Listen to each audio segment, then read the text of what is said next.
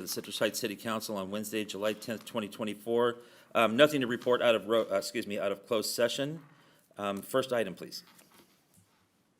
We have the flag salute. Okay, please rise. I pledge allegiance to the flag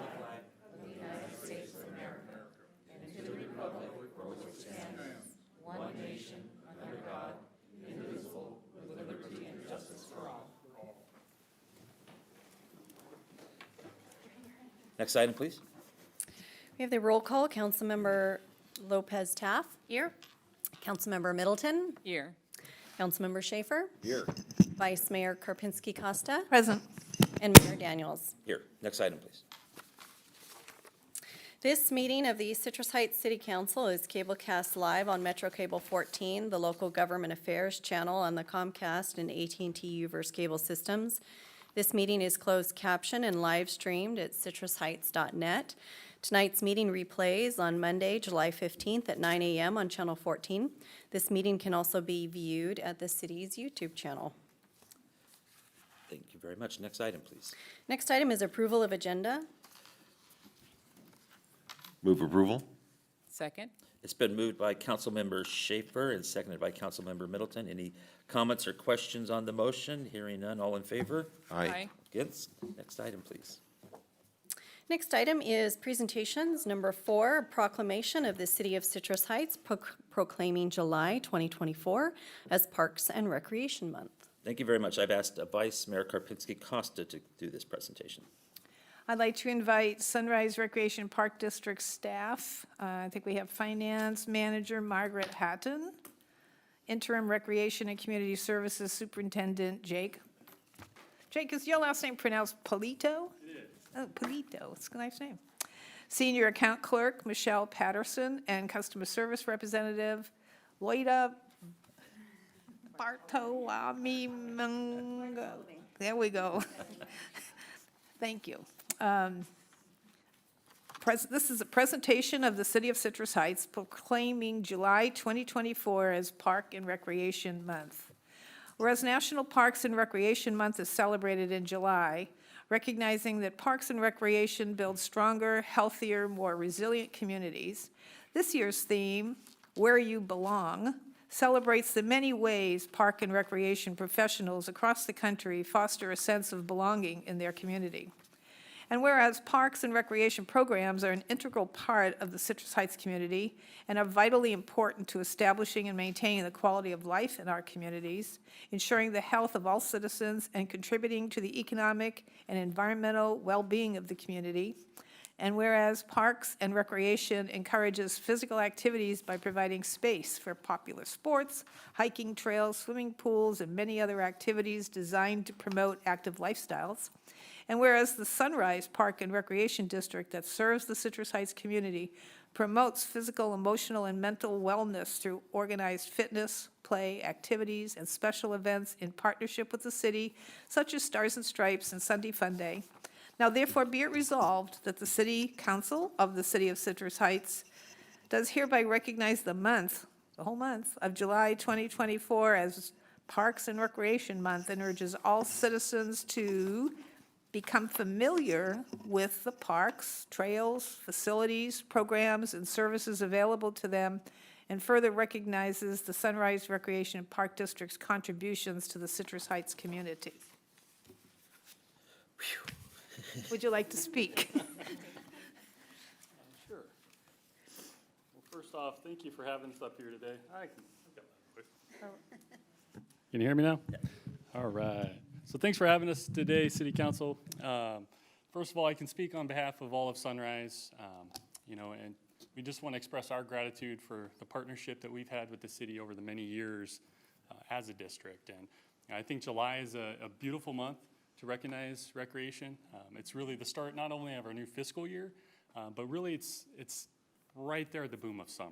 So we have so many programs that we offer to our community via aquatics, sports, special interests, special events. And just an absolutely amazing team, whether it's our various staff, full-time and part-time. And just overall, being involved in the community, one of our goals moving forward is to really nurture this relationship we have with the city. At the end of the day, our community, when they look out and they see our parks, and they see our activities, they have a hard time, I think, distinguishing, hey, city and Sunrise Recreation Park District. To them, you know, we're overall one community, and I think that's how we want to represent Sunrise moving forward. Strengthen those bonds and continue to strengthen those bonds with the city and all of our other amazing community partners, you know, as we progress into the new 24-25 year. Thank you. Any comments, questions? Down there, Tim, anything?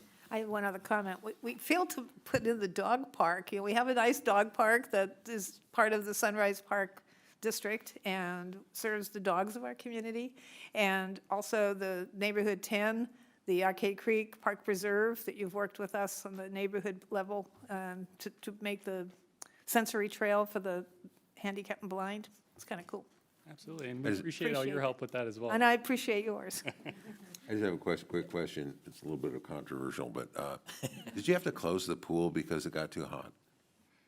Actually, no, we keep the pool open. So if we do have to close the pool, it's due to usually chemical reasons with our pumps and filtration. Was it closed? Roseville closed their aquatic center because Folsom it got did too too. hot. They were having issues Folsom did. keeping. Oh, Folsom, I'm keeping sorry, the it was Folsom. temperature. Roseville actually had issues as well. Yeah. Anyway, thank you very Any much. other, for all any of other speakers? So just thank you for what you guys do. You know, Parks and Rec helps to identify a community and a city, and so what you're doing is great. And it's not always easy, and in today's world, and thank you for what you guys do to make it a success. Really appreciate it. We're gonna come down and take a quick picture real quick, okay? Thank you.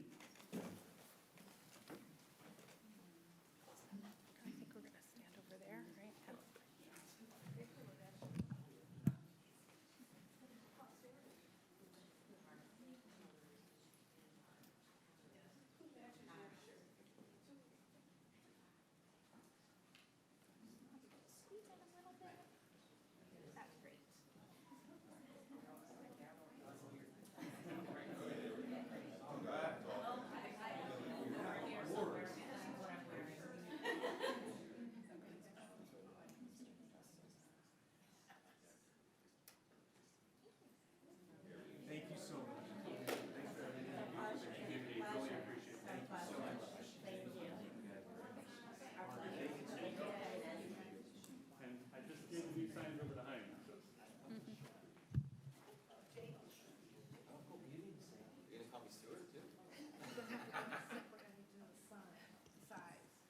Yeah, for the Braille? Yep.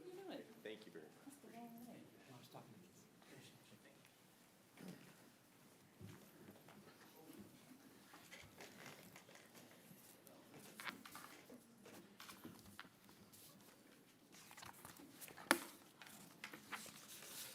Next item, please.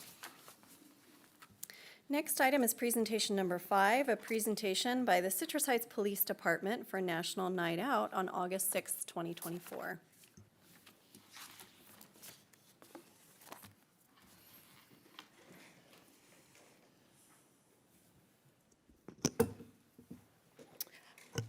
Good evening, Mayor and members of council, City Manager. I am Samantha Lofus, and I am the Executive Assistant to Chief Turcotte across the street at the Police Department. And with me here tonight is Impact Sergeant Kyle Schoberg. And we are here to let you know officially that National Night Out is coming Tuesday, August 6th, 2024. As you guys know, we do this every year. It's a great community event where we venture out all over the city, and it's been my pleasure to go out and promote this event to numerous community groups. I've been to numerous neighborhood association meetings over the last couple weeks, and I have a couple more to attend next week. And I've been to the Reach Board meeting promoting it, so we're looking forward to a great event. And Sergeant Schoberg here is going to tell you a little bit more. Yeah, so we're really excited to kick this off this year. This is going to be the 40th year in a row that the National Night Out has occurred nationwide. It started in 1984, so that's a big deal. I don't want to age myself, but that was 2 years before I was born, so we won't do the math. But we are looking forward to this event. This is something where the city and the PD, we look at each other as one team, and we're able to take our team and go out into the community, hang out with all of the community members, inform everybody what we're doing, answer questions, and really push the the CM's agenda of the CARES Act and what we're doing as a city to beautify the city together as one team. And it really gives the city and the PD an opportunity to answer communities for the, or questions for the community. And we go out and break off in groups, go out to all the NA spots, all the different neighborhoods, interact with the community members. And it's a good time for the neighbors to come out, meet their neighbors. And, it's been a proven statistic that if the neighbors know each other and they interact with, each other, their family, their kids, it does reduce crime. We ask that if you see something, you say something. And I think this event brings everybody together to accomplish that goal. So we're excited. This is something we do every year, and it's a hard act to follow, CM, after the Stars and Stripes event that we've done the last 2 years. So big shoes to fill on that. That's been a fantastic event every year, and everybody seems to love it, and that's growing more and more each year. So we're also excited about that. So we're excited about this. The easiest way to register for the National Night Out, if you haven't yet, is go to the CitrusHeightsPD.net website and click on the little National Night Out banner at the top, which is shown here on the screen. It's a quick form to fill out, and I want to publicly recognize Sam for all her hard work that she's put into this. It's no easy task. It's a big event, and Sam has done a good job putting this together. So thank you for doing all the hard work. And thank you, council members, for having us. City manager, we appreciate it, and we hope to see you guys all out there. Thank you. I think Kyle's excited, so. Oh, I'm super excited. Councilmember Middleton. It's the barbecue. I was super excited until you pointed out when it was first started. It's literally as old as I am, so thanks. Oh, well, hey. But looking forward to it. It's always such a great event, so I encourage the community to really come out, get to know your neighbors, have fun. I hear even 7-Eleven usually gives out some ices. I would know about, I might have 4 or 5 every year, but do your own thing, right? Yeah, we're hoping for the weather to kind of calm down a little bit by the time we get there, so let's all hope for that.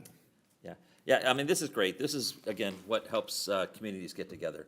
And if people don't understand what this night is about, it's, again, getting out your front door and finding somewhere in your neighborhood where people decided to get together. And some communities have barbecues and have a ton of food. Some communities have ice cream. Some just get together. And anybody can do that. Anybody can do that. So if you want to put together a little something, go to the website, put something in there, and hopefully get your neighbors out and get to know each other and that kind of stuff. So it's a great thing. Thank you very much for the presentation. Yeah, thank you. Okay, thank you, folks. Next item, please. Next item is public comment. All right. I And have- if you wish to address the council during the meeting, please fill out a speaker identification sheet and give it to myself, the city clerk. When you're called upon to speak, step forward to the podium and state your name for the record. Normally, speakers are limited to 5 minutes each. The mayor has the discretion to reduce the allotted time. We have a countdown display that will flash red at the end of the allotted time. Also consistent with the Brown Act, the council is prohibited from engaging in a discussion or taking action on any item not appearing on the agenda. All right, and so I have some speaker sheets. I'll go through those first, and then you have a couple you're going to read. Okay, very good. First, I'm going to call up Linda Maxim.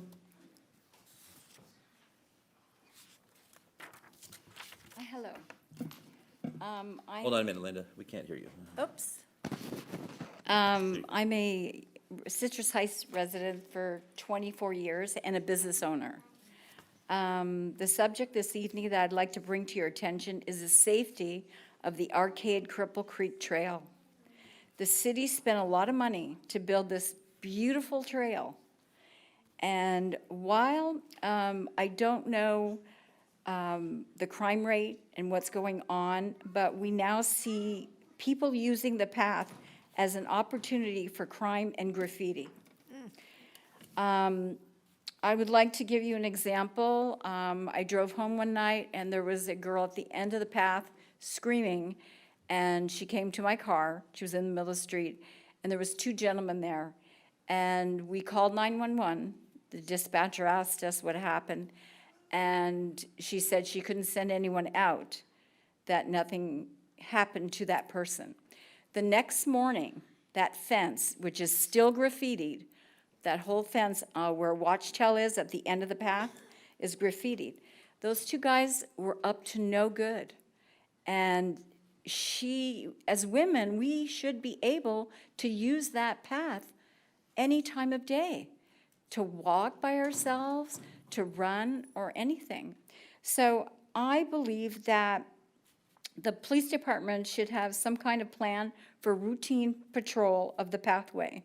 For example, officers on bike or foot, they'd get to know people on the path too. So that's all.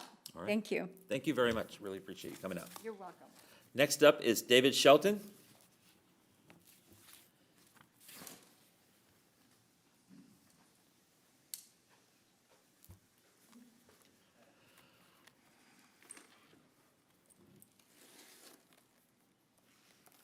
Good evening.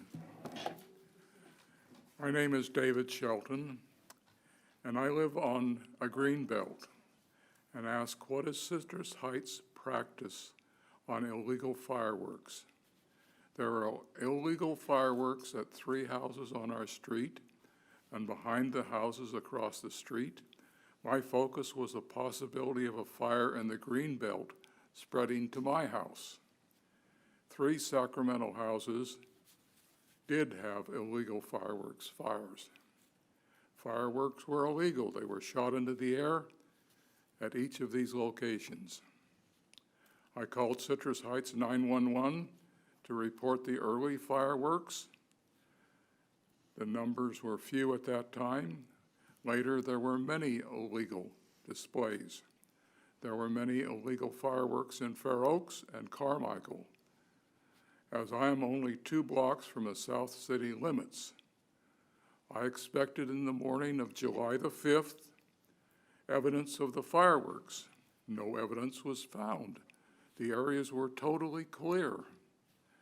No fireworks, but each location had 6 to 9 included parked cars in the driveway, some being repaired and some in the street. This could indicate many drivers or repairs being done. My thought was, how many drivers can live there? The vehicles count was early on July the 5th, the night after 4th of July. But by noon, all the vehicles, except the vehicles under repair, were gone. When we sold our other house 1 block away, I learned a bedroom requires only a closet. Put a hole in the wall, put a closet behind it, you got another bedroom. The house that I had was 3 bedrooms, now it's 4 bedrooms. And there was no limit of the number of individuals who could live there. Is there a limit on sleeping individuals in the city of Citrus Heights? So, David, we're not allowed to go back and forth with you. I understand. On that, but if you'd like some answers to that, we will have somebody reach out to you and give you the answers, Yes. okay? I expect to hear something back. Okay. Thank you. Thank you, sir. Thank you for coming by. Really appreciate it. Next up, Melissa Hayden.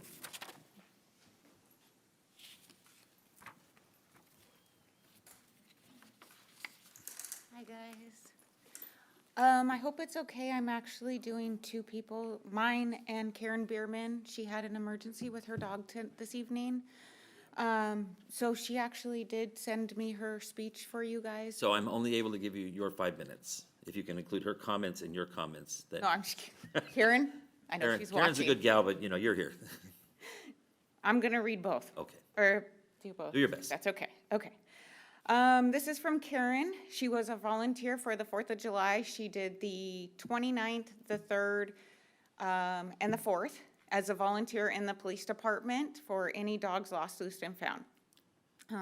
I would like to speak about animal control being staffed on Saturday, I just said that, 29th, July 3rd, and July 4th. It was amazing. We had 2 officers on duty until midnight each of those nights. Plus, we had set up a holding shelter at the police station that my granddaughter and I staffed on a volunteer basis. There was only 1 dog that was walked into the station on Thursday night, having been spooked by fireworks.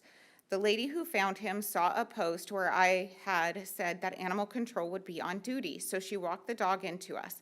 I think more communication between the city and the public would have benefited the use of animal control officers and volunteers in a great capacity. The public was greatly unaware that animal control was on duty until midnight and that we had temporary holding facilities set up at the police station. While I do understand the reasoning behind the decision, I think for those 3 days, it would have been benefited that the public, for the benefit for the public and the animals. We also noticed that there was a lack of communication internally between animal control, dispatchers, and the police officers. People who called into animal control were being told animal control was closed, when in fact they were there. That got straightened out by, real quick, thanks to Melissa. The lobby of the police station was open until 8 p.m. as a cooling center. At 8 p.m., when officers came to lock the front door, my granddaughter and I would be sitting in the lobby. They each asked us if we were there for the cooling center. They had no knowledge of the temporary animal shelter that had been set up and staffed by volunteers. All the officers were very nice about it, though. All dogs that were called into animal control were reunited immediately with their owners, and one pup that was walked into the station was impounded and I immediately filed a foster application and brought the pup home with us on a mini vacation of meeting my new dogs, playing with a teenage girl, and swimming. Every day I was posting all over the internet, and he was found on Saturday. His owners reached out to me. We met at the police station on Monday when animal control opened, and it was the most precious reunion I had seen. I appreciate the time, energy that it took and undertake the pilot program. The only thing I would change is mass communication internally and with the residents of Citrus Heights. People here have huge hearts and did take in many lost and terrified pets over the weekend. They just didn't know there was a place to take them. Karen. So on my behalf on that is pretty much the same. I'm doing a recap on the 4th of July. I'd like, if I did a count right, we had 29 lost and found pups through Citrus Heights. The numbers are not going to reflect through animal control because only 3 were called in that were RTOs. That's not counting my call-in and the 2 that I caught, and then the other one I assisted into Sylvan Corners. So there was a lot more dogs. One was hit on Highway 80 and Antelope due to the fireworks and killed.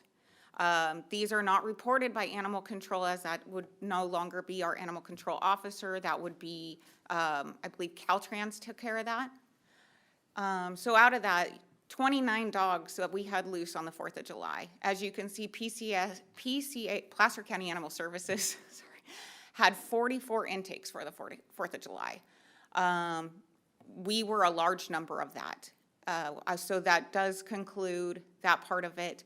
The other part is the communication that Karen was talking about. So my portion was on July 3rd. I got a call in at 5:40 p.m. from a friend of mine who's a trapper for cats and said there is a loose dog here at Madeira Park. I called into dispatch because I thought, hey, I'm the one who got this set up. Thank you, Ash. Thank you, City Council, and thank you to Animal Control for that. I called into dispatch. It took me 3 minutes and 42 seconds to get a dispatcher on the line, which I thought, okay, it's going to be worse on the 4th because people are also going to be calling in illegal fireworks, the booms, whatever. But I called it in, and the dispatcher had told me specifically, I'm sorry, we do not have animal control on duty. I can transfer you to their voicemail. And I said, no, I'm sorry, I got this approved through our city manager and through our city to have animal control on. They are on until midnight for the 3rd and the 4th. Please contact our animal control and dispatch it on the board. And he said, no, I will not dispatch it because we will not send a police officer for loose dogs. I said, okay, I understand that. In the meantime, I was able to contact an animal control officer because of who I am and that I know everybody here involved. So I contacted and I dispatched the animal control officer, and I told the gentleman, I said, I'm sorry, thank you for your help, but I've already dispatched them. It then took me calling into Officer Tiffany Campbell, explaining the situation, and she went into dispatch and cleared it. There was no communication to dispatchers to help animal control to dispatch on the board or do that, and how many animals stayed on the loose and how many people were told that they're loose dog, that they would not help for loose dogs. I need you to wrap up, Melissa. Yes, Thank I'm you. done. That's pretty much it. So I just wanted those numbers out to you guys. We did excellent, but the police officers were great to our volunteers. Everything went great. Animal control was great, and we had 3 amazing RTOs, so. Thank you. Thank You're you. welcome. Thank you for what you and Karen are doing, and, you know, it's something new, so there's some bugs, and Yeah. we get better. We'll get better. We just didn't have the communication. Thank you. You're Thank you very much. Next up is David Warren.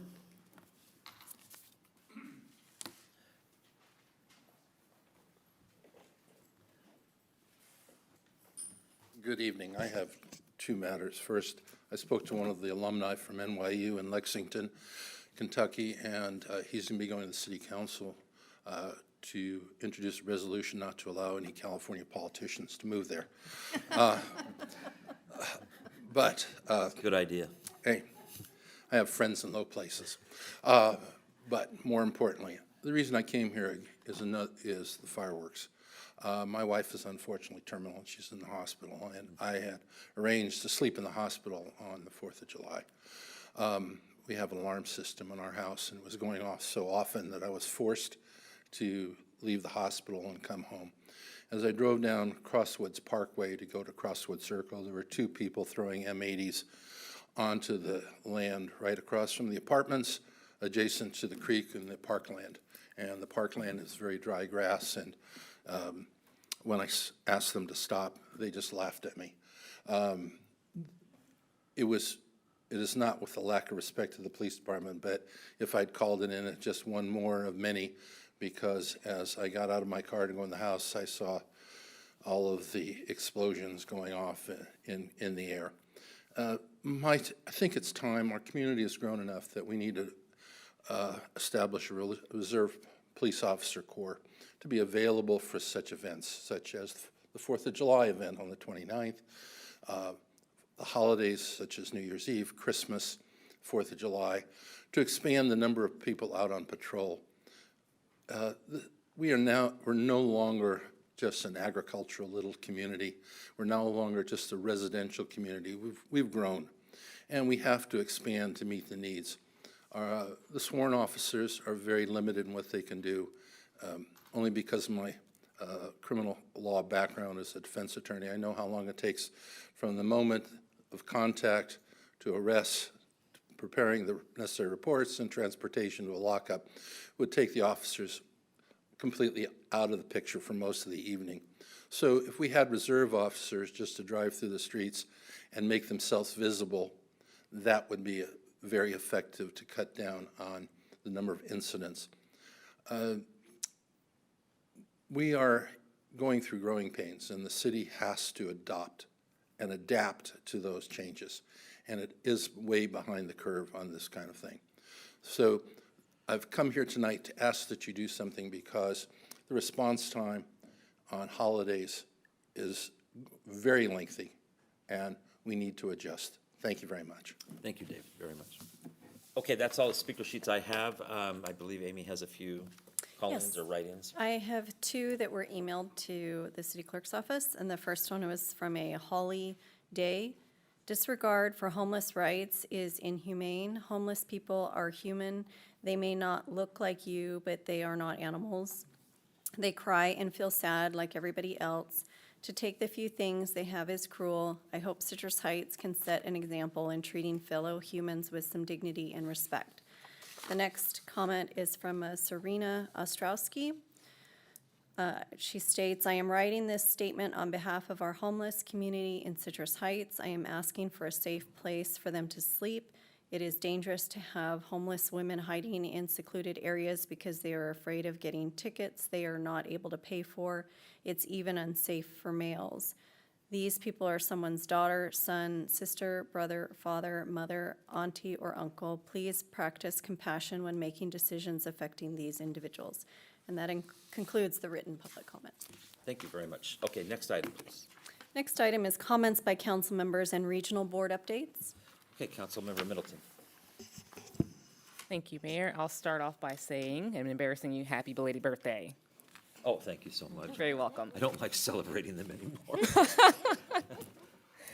Also, on the 8th, we had our Sacramento Valley Regional Division meeting, and the most important thing that's coming out of that is, one, on July 19th, we're having our first in-district meeting in Elk Grove, so we don't have to travel far. So I'm hoping that my colleagues will actually come down to Elk Grove. It'll be at the Veterans Hall, and the topic is going to be police recruitment and retention. And I don't see my chief, so that means he's going to get a text message from me later about this.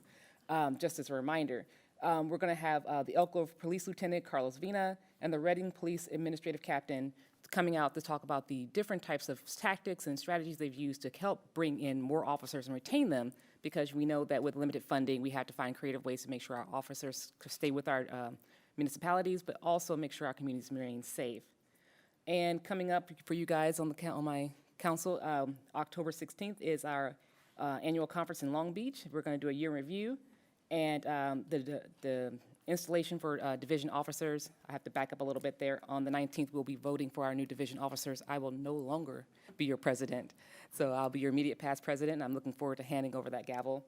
And we'll have a bunch of different topics that the African American Caucus will be talking about when it comes to how do we create more inclusive places around transportation and housing, and looking forward to having a really robust discussion about that at annual conference.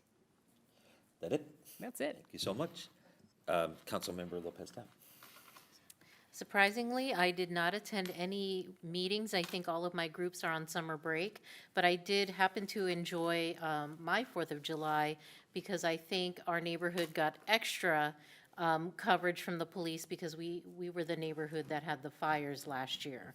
So we actually had a very quiet 4th of July because of the enforcement in my neighborhood. All right, Councilmember Schaefer. Thank you, Mayor. So it's been a busy time. Certainly, I had on June 20th, we had our SACOG meeting that was remote in Yuba City, where it was this is our 3rd or 4th meeting where it was quite contentious, but we did pass the blueprint. There's some other additional things, business we have to do that related to the blueprint, but finally got that passed. Then on the 26th, I took a trip with SACOG, with most of the board, to Denver, Colorado. It was a very interesting trip getting out there. There were thunderstorms at the Denver airport. We circled the Denver airport for about an hour and a half. We ran low on fuel, diverted to Colorado Springs. Long story short, what was supposed to be an hour and 58-minute flight turned to 7 hours. So it was a fun time. But ultimately, it was a great trip to Denver. It was really interesting. I did go and visit the Belmar Mall, which is very, very similar to our Sunrise Mall project. They had complicated ownership like we do. We had a lot of things in common. And I'll bring this back to council at the end of the meeting, but I'd certainly like to talk more about this. But nonetheless, it was a great trip. And then that was on June 26th, and then getting back on Friday, and then the next morning went to Stars and Stripes. Phenomenal. Really, really good job. Certainly have some suggestions on what we might be able to do better, so I'd certainly like to chat with folks on that. But it was a great, really, really amazing event. I had my grandkids there. They had a great time. It was their first time going to a Stars and Stripes, so really, really a fun time. So with that, I'm going to go ahead and stop there and move on. All right, thank you so much. Vice Mayor Karpinski-Costa. It's true, everybody's on summer break, so there's not a lot of meetings. I tried to go to the grand opening of the Galaxy Game Cafe. I guess I wanted to see what it was, so I figured I'll never go there in reality, so I might as well go to the grand opening and say hi. I couldn't find it. I went to the shopping center, driving around, and I couldn't find it, so I didn't go. Anyways, it was an attempt. And I was working, our Area 10 runs a Safe and Sane fireworks booth in front of Sprouts. We use our money for wonderful things in our community, such as feeding seniors at Christmas. We did buy a cooling vest for our police dog, and I hope it came in handy this last week. So working that, and we teamed up with Single Mom Strong as partners for that. and we better than last year by a little bit. Did have a sewer meeting this morning, and something interesting for Megan and for I guess planning would be interested. We've changed our policy so that any infill development that creates jobs, commercial or industrial, will get 50% off their sewer impact fee. It used to be based on the number of employees, so if you had 1 to 5, you got 15%, if you had 5 to 10, you got 25%, and if you had a bunch, you got 50%. Well, they decided to do 50% across the board for all infill projects, and there's like $100,000 they're gonna chew up on that, so I guess it's a limit to that much a year, so if we have applicants, you might want to contact sewer department, find out more about these, how the process goes for waiving impact fees, because I think it's an incentive for infill throughout the whole Sacramento area, and it's squeaky wheels. So that was sewer, and there was no mosquito meeting. This next week we'll have one, but I just wanted to report out that this year is a little bit better than last year compared to the number of positive mosquitoes that are positive for West Nile at this time last year. So I don't know if the hot weather, they stay, someplace other than in people's yards. But a little bit lower, we've had 20 positive mosquito pools where they collect mosquitoes in a trap and put them all together, and there's 20 positive pools. We have 26 dead positive birds that have been in our district. Most of those are in Zamora in Yolo County, so it's not like local for us. We were hit bad one year, but it seems like the virus moves around the county a little bit. And so I still want to encourage people to use repellent, especially if you're going to do National Night Out. I think I could bring some repellent to City Hall in the front, and if people want to pick up repellent at the front desk, I'll make that available. Take as much as you need. I'll just bring a whole bunch, because I didn't dispense it at the fireworks this year. Usually I give it out at fireworks booth. So I can bring a whole bunch to City Hall. And then next Monday, I'm going to do Monday with the mayor for the mayor. And so if you want to come to City Hall between 9 and noon and have a cup of coffee, we can chat. And that's all I have.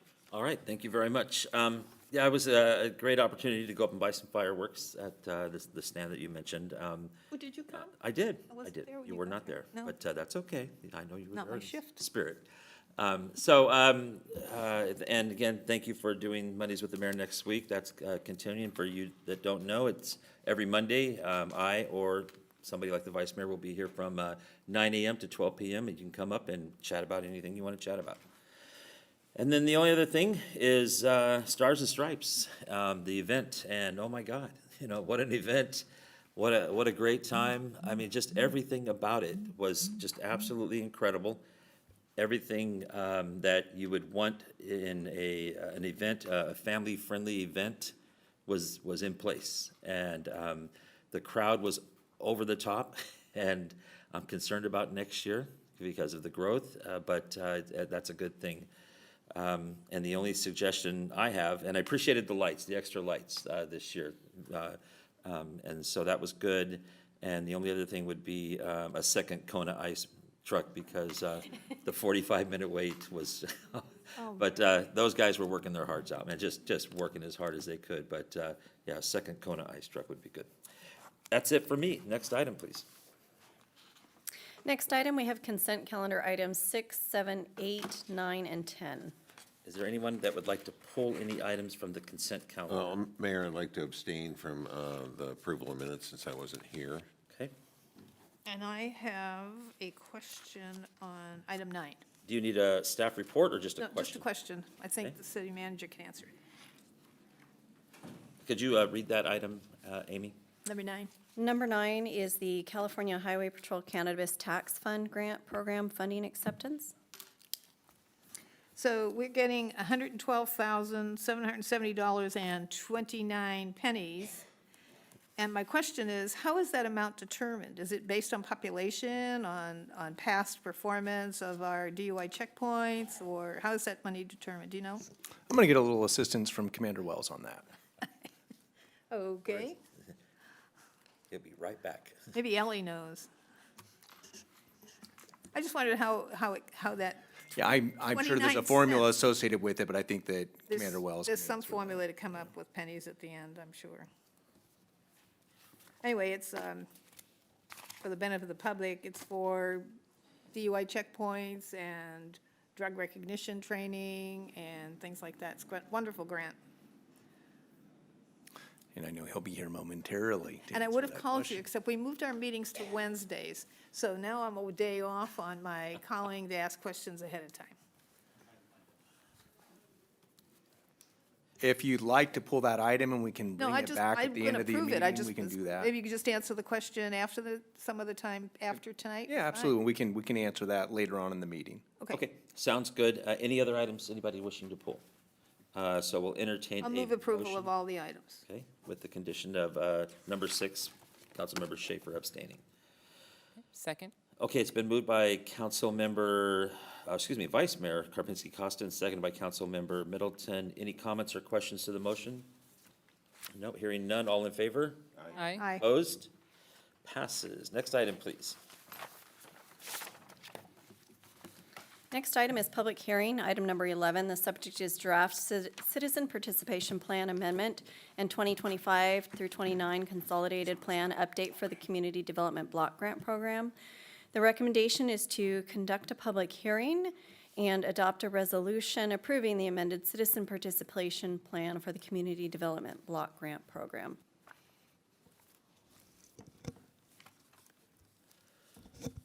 So good evening, Mayor, council members. Nicole Piva with the Community Development Department.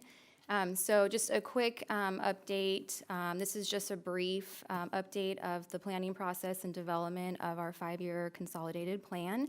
This is related to our federal funding Community Development Block Grant Program, which is known as CDBG. So we will like to open that up for any public comment and feedback prior to bringing this draft plan back to council in October.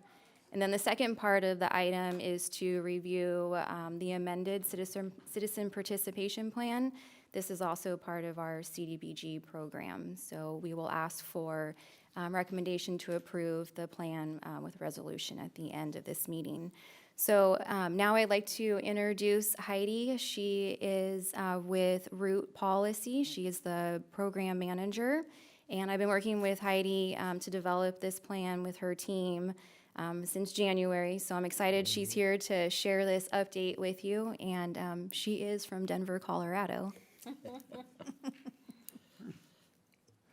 Great, thank you so much, Nicole, and I'm so sorry to hear about your travel to Denver, but I hope you enjoyed your time there. I'm going to talk, I'm going to take about 10 minutes, maybe a little bit less, giving you an overview of the plan and what we're talking about today is the citizen participation plan mainly. I'll talk a little bit about the federal reporting requirements for CDBG, and then there's an opportunity for public and council comments. So there are 3 plans, if you will, that are that I'll talk about today. One is the consolidated plan. It's a 5-year consolidated plan. It is due to HUD on the 15th of November of this year. It's a 5-year strategy that helps set the stage for how the city will invest its $600,000 that it gets annually over a 5-year period. The annual action plan is a 1-year spending plan, so that will set the allocation priorities for the next year. And then what we're talking about tonight is the citizen participation plan. And this talks about how the public and stakeholders will be involved in forming the consolidated plan goals and the action plan priorities. So consolidated plan, for those of you who aren't familiar with that, it's a 5-year planning document. It's required by HUD. It uses data, community outreach. We've done a lot of community outreach already to determine housing needs, community development concerns, and then gaps in supportive services. It's produced every 5 years, as I said earlier, and it's a condition to receive funding. You need to do this in order to get your funding. And there's been close coordination with the Sacramento Housing and Redevelopment Agency, or SHRA, with whom you collaborate in another program, another block grant program called HOME. So that program provides money for housing. So how does the city of Citrus Heights use HUD funds? You invest in a variety of activities. CDBG is primarily a community development program, not much of a housing program, but it can support housing activities. And in the past, the city has invested CDBG in what HUD calls public services, and those are supportive services or operations for nonprofits. Those have been funded, those dollars have funded senior meals, after-school programs, food provision, and renters helpline. You've also invested CDBG to make neighborhood improvements and community centers, very consistent with what the public is telling us is a priority, as well as capital improvement projects, small business support. The city's used some of its fund for small business support. That's a tricky activity to use with CDBG. Cities also developed or invested in rehabilitation of aging housing. And then finally, the regional HUD funding or the home program that I referred to, there's also some homeless dollars attached to that. Those dollars are invested in affordable rental and for sale housing as well as homeless prevention. So I mentioned earlier, we've been doing a lot of community engagement to support this plan. My partners, Sherry and Vanessa, have been in town and done what we call pop-up events. So we've been at farmers markets, we've promoted the survey that we had open until the end of June. That analysis is ongoing right now. We've also talked to a lot of nonprofits. We've talked to a lot of city employees about priorities, about projects they'd like to see happen in the city, and they're getting their ideas on how CDBG funds should be prioritized over the 5-year period. This is the first public hearing associated with this process, and there will be another one when the draft plan is out for public comment in the fall. So what we're talking about tonight is what's called the Citizen Participation Plan. This is an element of the 5-year consolidated plan, and its purpose is to set forth how the community will be involved in developing the consolidated plan. It's been around for a while, and we've made some adjustments to the Citizen Participation Plan, which is why I'm here to talk about that tonight. It talks also about how stakeholders should be consulted, and by stakeholders, I mean people who are in the practice of housing and community development and service provision. It also specifies how low-income residents will be engaged, and HUD really wants to see engagement of people with disabilities, minority populations, persons with limited English proficiency, residents who benefit from public and assisted housing, as well as those who are most likely to be impacted, so neighborhood associations who may be impacted by CDBG investments. So just a quick overview of what we've changed for this plan. The plan is currently out for public comment. We streamlined some of the language, made it a little easier for Nicole and her team to implement the citizen engagement as we think forward to those annual action plans. We talk a lot in the plan about how residents will be engaged and give some opportunities for different types of engagement, so you can tailor that engagement to the current plan every year.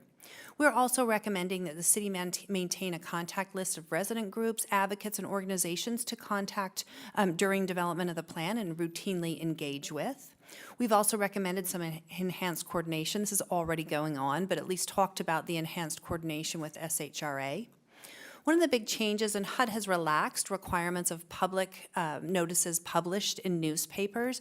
Sacramento Bee is where the cities traditionally publish those notices. That's expensive, and so we're suggesting that those notices for this type of a plan, as well as the public comment period and the hearings, are published in your local newspaper, not necessarily the Bee. We discovered with Nicole's help, your very excellent limited English proficiency plan. The city has an amazing plan to ensure that people for whom English is not their first language or they have limited English proficiency, that they can engage appropriately within all types of city activities. So we rolled in the language that was relevant to this plan into the Citizen Participation Plan, and those are both available for public review and comment at the link shown here. So again, just a shout out about the limited English proficiency plan that you all have. We have supplemented the Citizen Participation Plan with that. You're probably my first client where we've done that because you had an existing limited English proficiency plan that was so good, we were just able to roll that into the CPP. And with that, I am happy to take comments both from council and the public. I just had some prompting questions here to prompt discussion and questions if you have those. The first is we'd like to get comments on the top priorities for housing and community development needs. That would inform the main consolidated plan. I also am happy to take any questions or comments on the citizen participation plan, the document that's out for public comment, as well as some of the streamlining that I just spoke about, and then happy to take any broad comments about the 5-year consolidated plan. Okay, this is a public hearing. Before I open the public hearing, any comments or questions for the presentation? Oh, I have some, but we'll wait till I. Okay, so I'm going to go ahead and open the public hearing. I have no speaker sheets. Amy, do you have anything? I do not have Can I any. close the public hearing? No, Okay, that was that was easy. fast. Any comments or questions now? Go ahead, Vice Mayor. I have a couple questions. Yep. So when you say, and I'm looking at page 71 of our packet, which is a different page for the plan, but it's page 71, and it says to publish in the newspaper. You know, I don't get the messenger, and there's a lot of people that don't, unless you live where the messenger is delivered. So I'm thinking that you would have we have a person at the city who does public notices of things, that they do something similar to a press release and send it to, various outlets, including the Sentinel, because I know a lot of people do the online newspaper at the Sentinel, and they send it there, and I'm sure somebody would write something about it. So I just think we should expand beyond the messenger, because I don't read the messenger unless I come to city office and get a copy, because I don't see it otherwise. That was my first one. My second question is, in your languages that you have Spanish and Russian, and I don't mean to be insensitive, but a lot of Ukrainians are not Russian. And the Ukrainian language doesn't use the Cyrillic alphabet. So I'm suggesting we have category Ukrainian, category Russian. So as, I don't want to be, I don't know the word, but I don't want to, and they don't get along, in case you didn't notice the news. So I think we should recognize both. We have a population of both, and we have a lot of Romanians, but I mean, it's like, but they have their own newspapers too, and so if we have it in that language, our press release could be translated to go to those outlets as well. And there are some nonprofits that are run by Ukrainians and Russians in our city, and so I know that if we did a little more outreach, we'd get a little more participation, is what I'm thinking. And plus, we do have on our agenda at some point in the future to have a sister city from Ukraine, so that would be tuned in nicely with our relationship with that community. Yes, thank you for that. Those are my feedback. comments. Thank you. I would think that the publishing in the newspaper, is that satisfying some level of a legal requirement? So we have to put it somewhere. We put it in the messenger, but add to. Yeah, good. Yep, it is, and HUD traditionally, HUD's not an innovative agency, and so they have traditionally focused on the publication in the newspapers, but there are other, built into citizen participation plans, other ways to notice, such the city website, flyers at libraries, so it is a broader notification than just the messenger. I just want to clarify. What we did was just, and we can certainly, and I do think we have language about papers, alternative papers than the messenger, particularly those that are culturally specific to certain populations. So those are always options.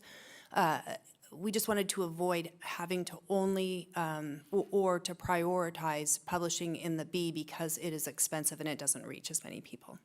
Nobody gets to be anymore. You have our full support there. Any other comments or questions on this side? No? Anything? Okay, any motions? We need a motion. We do.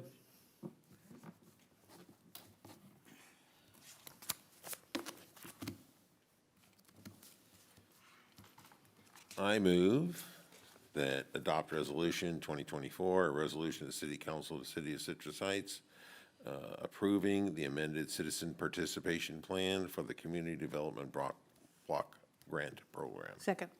Okay, it's been moved by Councilmember Schaefer, seconded by Vice Mayor Karpinski Costa. Any comments or questions to the motion? Hearing none. All in favor? Aye. Opposed? Motion passes. Next item, please. Next item is public hearing, item number 12. The subject is Landscape Maintenance Assessment District 9701, Zones 1, 2, 3, and 4, levy of fiscal year 24-25 assessments. The recommendation is to convene the public hearing and to adopt a resolution to confirm the diagram and assessment and to levy fiscal year 24-25 assessments for Landscape Maintenance Assessment District 9701. Good evening, Mayor, Vice Mayor, and council members. Regina Cave, General Services Director. This item before you this evening regarding 9701 is the second step in proceeding with approval for levying the assessments for fiscal year 24-25. This map before you identifies the 4 zones that are within Assessment District 9701. 9701 was formed before the city was incorporated, and we inherited it from Sacramento County.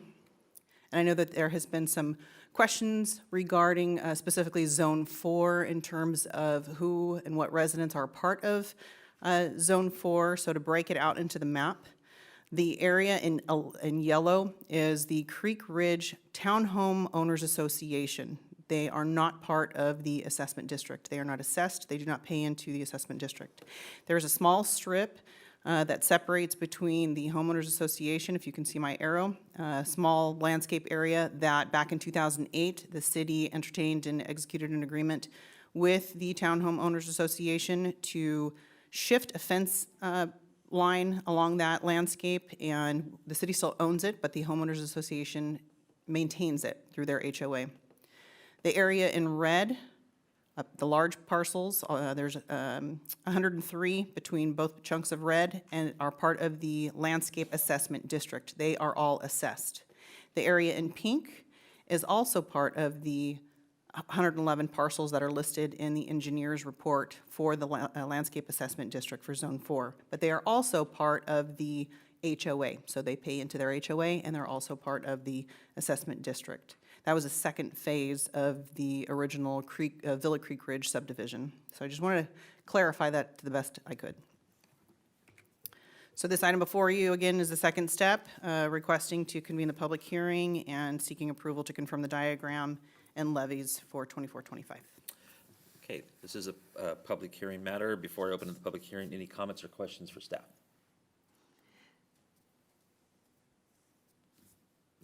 Okay, I'm going to open up the public hearing. I have no speaker cards. Anybody signed up to speak? I'm going to close the public hearing. Any comments or questions for staff now? Yes. Go ahead. Councilmember Schaefer. Thank you. Regina, so I have a relationship with one of the residents of Creek Ridge Homeowners Association. I probably spent I definitely spent a lot of time on this particular issue because they felt like they were being, sort of lumped in with some other folks. So Regina was absolutely phenomenal in clarifying this and making sure that, and thank you, you just did that the Creek Ridge Homeowners Association is not part of this, this deficit that we're looking at here. So, and so with that, I just want to tell you how much I appreciate that. You're welcome. Okay, any other comments or questions? I'll entertain a motion then. I move we adopt Resolution 2024, a resolution to City Council of the City of Citrus Heights, California, to confirm the diagram and assessment and levy fiscal 24-25 for Landscape Maintenance Assessment District number 97-01, Zones 1, 2, 3, and 4. Second. Okay, it's been moved by Councilmember Schaefer, seconded by Councilmember Middleton. Any comments or questions regarding the motion? Can I have a roll call vote, please? Councilmember Lopez Taff, Yes. Councilmember Middleton, Yes. Councilmember Schaefer, Yes. Vice Mayor Karpinski Costa, Yes. Mayor Daniels. Aye. Next item, please. Next item is public hearing number 13. The subject is Landscape Maintenance Assessment Districts 9801, 9802, and 0301, levy of fiscal year 24-25 assessments.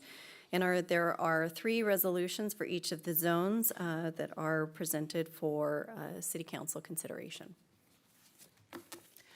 Good evening, Mayor, Vice Mayor, council members, Regina Cave. This is, again, the second step for these respective landscape assessment districts, 9801, 9802, and 0301. 9801 has one zone, which is right across the street from us in the Aspen Ranch neighborhood. Then we have the 4 zones that are part of the 9802, which are all subdivisions.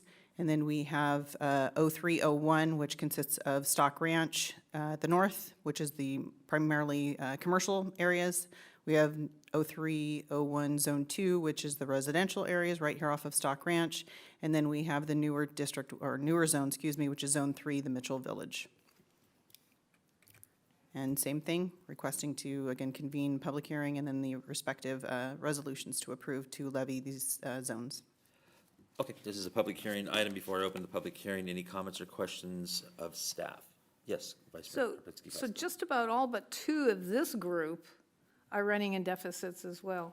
Is that the way I'm reading your charts? Not running deficits, they all have surpluses that over the years we had built up, but then now we're starting to dip into for some of the operational costs. That's the net is a negative.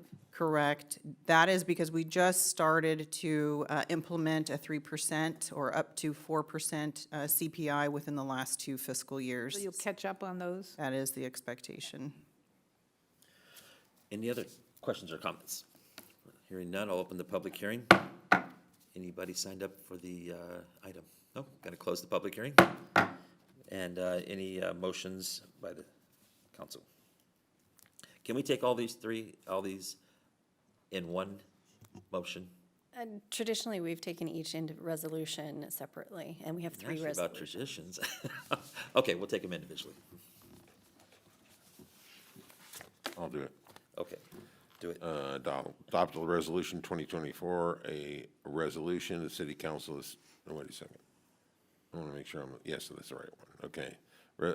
City Council of Citrus Heights, California, confirm the diagram and assessment and levy fiscal year 24-25 assessments for landscape maintenance assessment, District 98-01, Stock Village units number 1 and 2.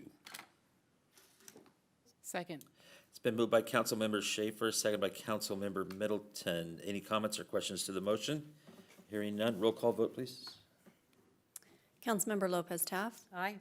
Councilmember Middleton. Aye. Councilmember Schaefer. Aye. Vice Mayor Karpinski Costa. Yes? Mayor Daniels. Aye. Okay. This next one here, adopt a resolution of the City Council of Citrus Heights, California, to confirm the diagram and assessment to levy fiscal year 24-25 assessments for landscape maintenance assessment district number 98-02, Zone 1, Sorensen Ranch, Zone 2, Autumnwood, Zone 3, Mariposa Creek, and Zone 4, Wyatt Ranch. Second.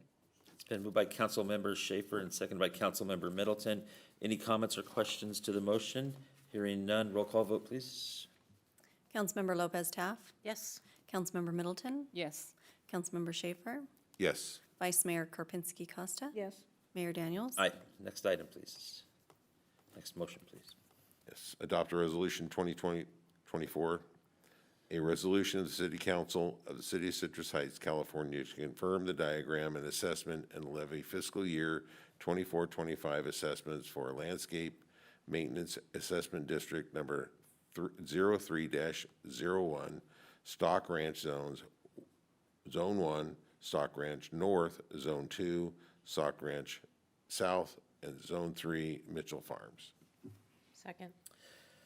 It's been moved by Councilmember Schaefer, seconded by Councilmember Lopez Taft. Any questions or comments to the motion? Hearing none, roll call vote, please. Councilmember Lopez Taft. Yes. Councilmember Middleton. Yes. Councilmember Schaefer. Yes. Vice Mayor Karpinski Costa. Yes. And Mayor Daniels. Aye. Next item, please. The next item is public hearing, item number 14. The subject is Citrus Heights Lighting Assessment District levy of fiscal year 24-25 annual assessments. The recommendation is to convene a public hearing and to adopt a resolution confirming the diagram and assessments. Good evening, Mayor, council members. I'm Leslie Bloomquist, city engineer. Very similar to the previous 2 items, each year the city is required to update the assessments to the lighting district. At the last meeting, you took the first steps and adopted a resolution calling for the public hearing tonight. The lighting district includes all parcels in the city and funds the operation and maintenance of our 4,820 street and safety lights located in the city. No changes are recommended to the assessment rates this year in conjunction with the annual update. There are 2 items for consideration tonight. The first is to convene the public hearing and hear any public comment. And once closed, the second item for your consideration is to adopt the resolution confirming the diagram and assessment and to levy the fiscal year 24-25 assessments for the lighting district. So I have a question. You said there's no proposed increase to the assessment?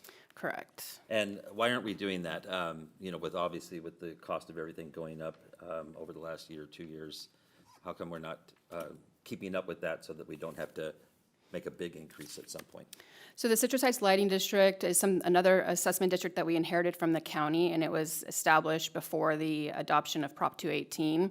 It doesn't have any CPI provisions included in it. So unless the Prop 218 prohibits rate increases without a vote of those that are in the assessment districts, in order to increase it, we would have to go out to a vote. And it is something that we can look into for future years, but wasn't completed or conducted for this fiscal year. And do you know how long it's been since it's been increased? It has not been increased since the city has incorporated or we have taken this over. I don't think it has been increased since it was Prop 218 was approved. Okay, all right, any comments or questions before I open the public hearing? Nope, this is a Yes, public. I have a question. Do you know how many parcels, because, you know, the engineer's report, it says is on file. Do you know how many parcels? Here, I'm on a parcel that pays the $2, here's one, here's 2, and then I have 56 cents, less than a cup of coffee. That's what I pay for my lights. That's outrageous. It was the same amount I paid in 1991 when I bought the house. And it's time, I don't mind giving you $5, $10. You know, it's like, this is outrageous that we're, so how many of us are in my boat? $2.56 is all I pay for a whole year. You know, I don't have those numbers of the percent of parcels that pay the increase for the $17.88 versus just the $2.56. At least they have lights, But- but the point is that we don't have streetlights on our street, but we get lights as we drive down Sunrise and Greenback and off the freeway and all that. And that's nice. I would pay more than $2.56. And I think the average person, if they knew that we're taking it out of our general fund to cover those costs, because the cost of maintaining those lights, even though the city has done a wonderful job putting in LEDs and lowering the cost of maintenance, it's still, I mean, I think the public would understand if you said, you know, everything went up 6 to 8% on everything. So little bit of lights, you know, and in fact, once we got that pot squared away, then maybe we could add some lighting in the places that don't have lights, but that want lights. But still, it's like, that's outrageously small. And I'm almost, you know, feel bad that I only paid $2.56. I wish there was a little box that I could put another buck in, you know, every now and then, so. Can't you just mail Ashley a can check? get you a box. Can't we take a check? Can we take a check? Cindy? I'll leave it at the front desk. So The what I'm $2- saying $2.50. is that I think, you know, part of our strategic goal of fiscal responsibility and fiscal, you know, health, I'd rather see roads paved than lights. And so we're not asking for, it's revenue neutral because you're only going to ask for whatever it is that it costs to provide the service. So it's not like it's a revenue gatherer, but it's just a revenue saver, because if we're spending, you know, $100,000 on lights that ought to be paid for by the people that use the lights, they have the lights, then, I don't know, we ought to look into it, that's what I'm saying. I think the vice mayor makes a very good point. It's not been something we haven't chatted about before, and it is ludicrous that some can I mail people this pay one fee and some people have to pay a much larger fee. And it's probably time for us to try to change that. Okay, any other comments or questions before I open the public hearing? Hearing none. This is a public hearing. Any comments? No, nobody's running up, huh? All right. Close the public hearing. Any comments or questions for staff? If not, I'll entertain a motion. Okay, I'll do it. Adopt a resolution 2024, a resolution of the City Council of the City of Citrus Heights, California, to confirm the diagram and assessment and levy a fiscal year 24-25 assessment for the Citrus Heights Lighting Assessment District. Second. It's been moved by Councilmember Schaefer, second by Councilmember Lopez Taft. Any comments or questions to the motion? Hearing none, roll call vote, please. Councilmember Lopez Taft, Yes. Councilmember Middleton, Yes. Councilmember Schaefer, Yes. Vice Mayor Karpinski Costa, Yes. and Mayor Daniels. Aye. Next item, please. Next item is public hearing, item number 15. The subject is resolution confirming report of delinquent solid waste charges and ordering collection of delinquencies on the property tax roll. The recommendation is to conduct the public hearing and to adopt a resolution confirming a report of delinquent solid waste charges and ordering collection of delinquencies on the property tax roll. Good evening, Mayor Daniels, members of the City Council, Mary Poole with the General Services Department here before you tonight. We also have Carla Hedren, who is the Finance Manager of Republic Services, in the audience. We are here tonight to bring the item of the resolution of delinquent residential charges to be placed on the tax roll. This is an action that the city takes on an annual basis to assist Republic Services in collecting past due charges associated with the Residential Garbage and Recycling Services Agreement. Tonight, staff is recommending that the council hold a public hearing and then adopt the resolution to place the delinquent charges on the tax roll, and I have a few slides to briefly summarize the process. So the city derives its authority to take this action from Government Code 387901 and also through the Citrus Heights Municipal Code. And this provides the authority to the city to record the delinquent solid waste charges, penalties, and interest on the tax roll, and also provides for the public hearing to be held. As of July 9th, 2024, there were 1,035 delinquent accounts in the amount due of just over $600,000, with around $60,000 in penalties, bringing the total that is outstanding to about $670,000. The process that we follow to get to this point is in June, similar to the other assessment district public hearings that were just heard. The City Council set a public hearing for tonight, July 10th. On June 14th, Republic Services then mailed out public hearing notices to all its account holders. The city also is required to mail public hearing notices to the affected property owners that are listed in the assessor's district. So that was done on June 21st.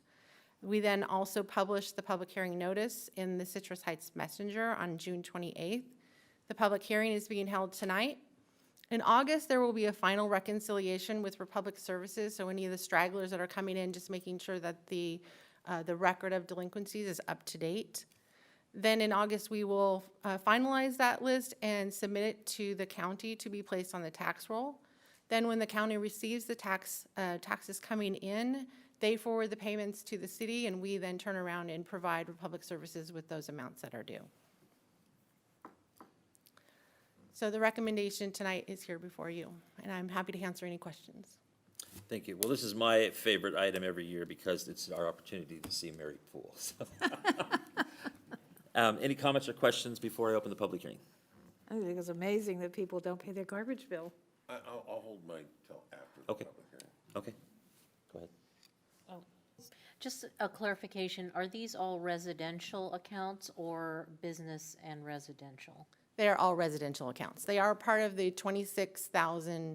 approximately 26,000 residential accounts that are in the Republic Services franchise.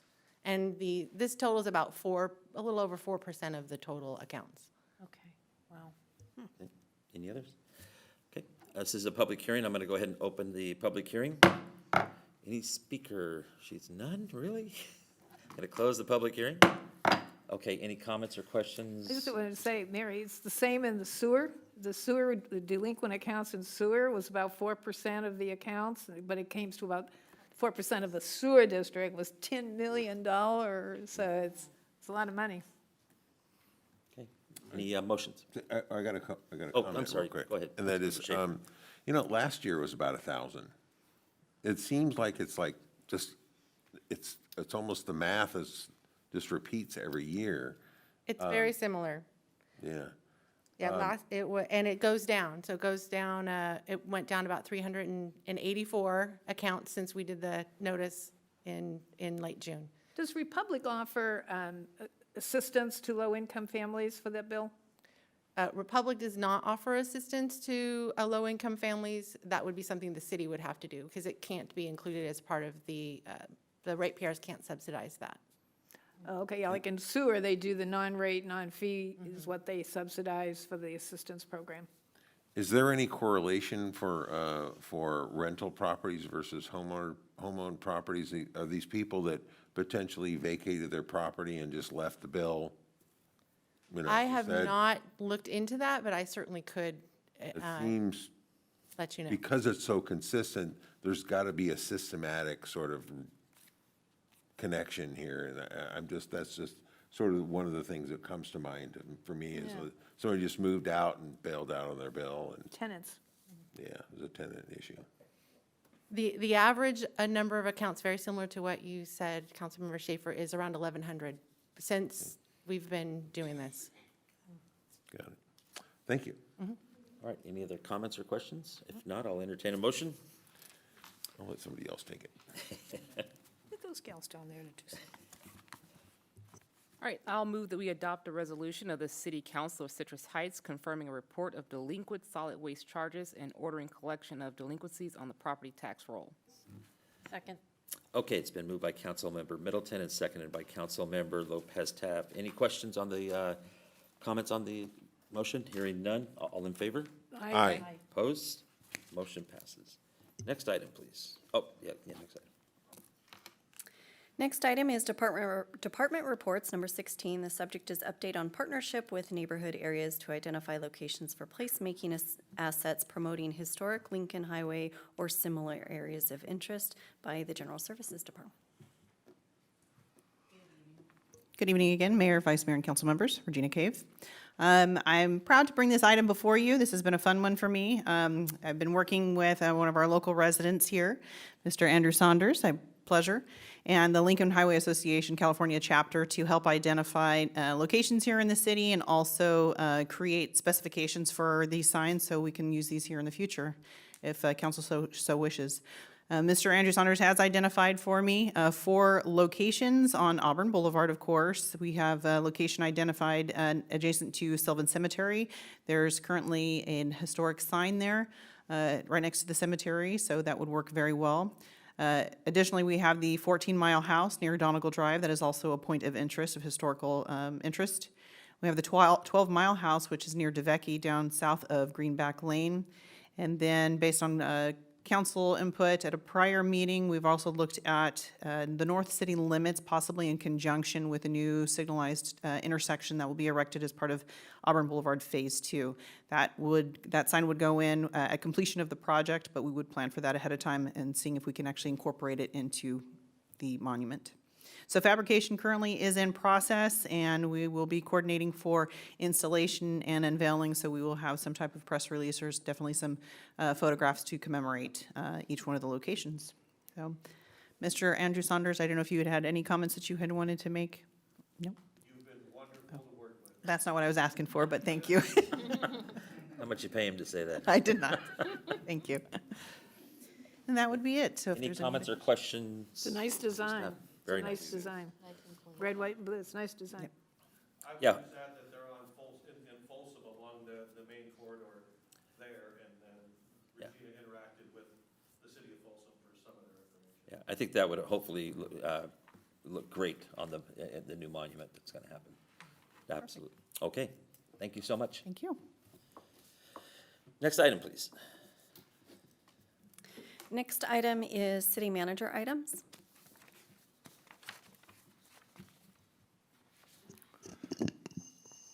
Good evening, Mayor, Vice Mayor, members of City Council, Ash Finney, your city manager. I do have a number of updates here for you tonight. One of them is I do a quarterly city manager message, and I just released a message today on some of our homelessness prevention response and some of the tools we use on that. So that's out today. Prior messages, I had one in March 2024 on infrastructure, and one in December of 2023 on community image. So every quarter release a message that's in inbox for those that are signed up for that message. It's also posted on our webpage as well. On this message, it does talk about the recent Grants Pass Supreme Court ruling that's been in the news, so wanting to make sure that our residents understand what that means for Citrus Heights, speaks to enforcement and policy initiatives, also collaboration for services and resources for homeless prevention and to help those that are experiencing homelessness. And then also, how can you help? We have our CARES campaign about report, maintain, chip in, so there's certainly some chip in opportunities for residents and businesses that want to get involved. It's been shared, as I mentioned, email, website, as well as on social media. We'll have a post coming out on that tomorrow.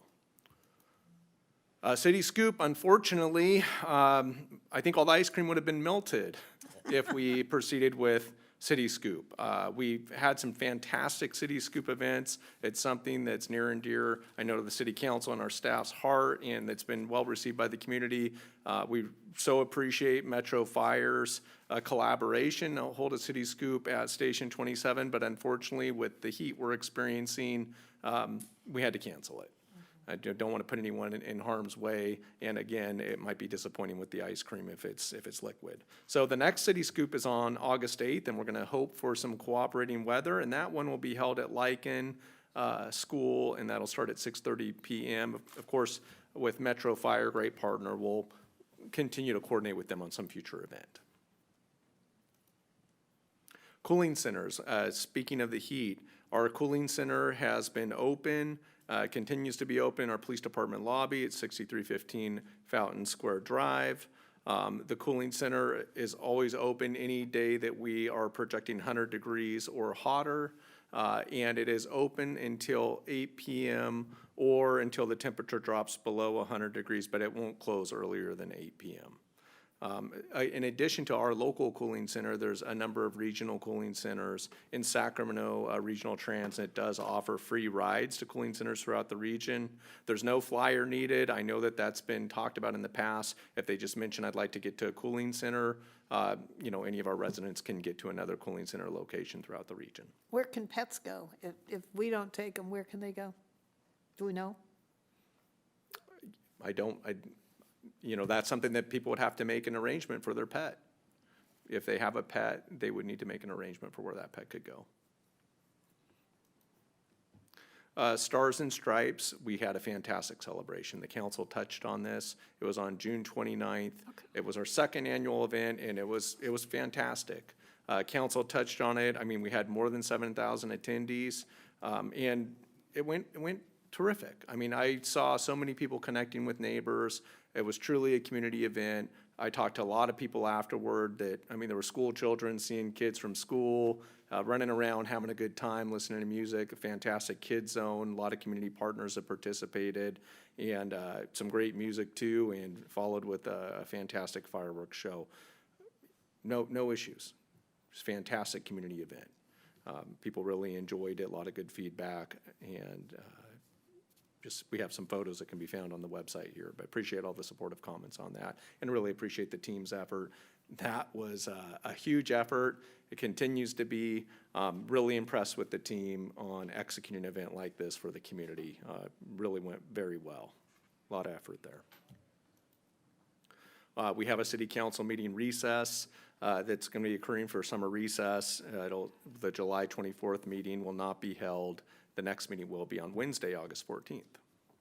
And that concludes my comments. Thank you very much. Anything for the city manager? Next item, please. Next item is items requested by council members or future agenda items. Anything? Anything? Yes. Councilmember Schaefer. Thank you, Mayor. I'd just like to get some support. I'd like to do a formal presentation for my trip to Denver. I think it was a really productive trip, and I'd like to share some of the information I gathered while I was there, and then some of the comparisons I did with our own community versus the mall that was the Belmar Mall in Lakewood. Very similar, so I'd like to do a formal presentation with the council on that. Okay, I'll second that. Yeah, I'll sounds third that. great. Fourth, fifth, that. Anything else, Councilmember Schaefer? That's it. Vice Mayor Karpinski Costa.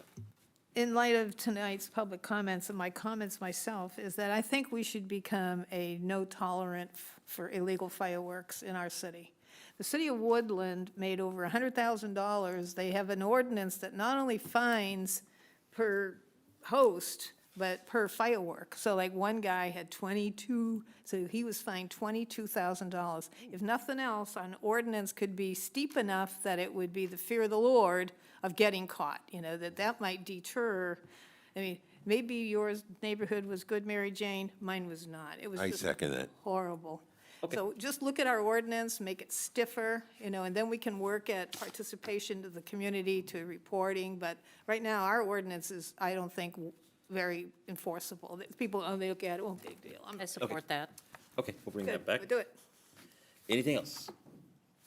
I just, Mr. Mayor, one comment I will make, and our acting city attorney, Dean Pucci, was kind enough to look up the cooling centers and verified that there are some cooling centers that do accept pets, and that we have links on our We have webpage links to on our that. Yeah, we sure do. website? Okay, good, thanks.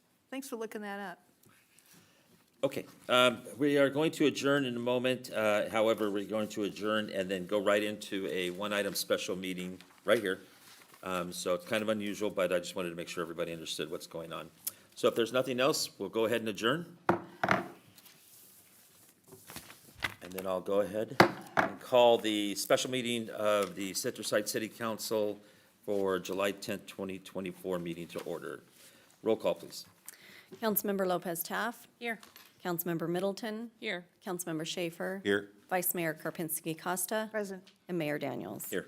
Next item, please. Next item is public comment. I have no sign-up sheets. Any public comment? I do over not here? have any. Next item, please. Next item is the regular calendar. The subject is purchase agreement for 7555 and 7569 Old Auburn Road.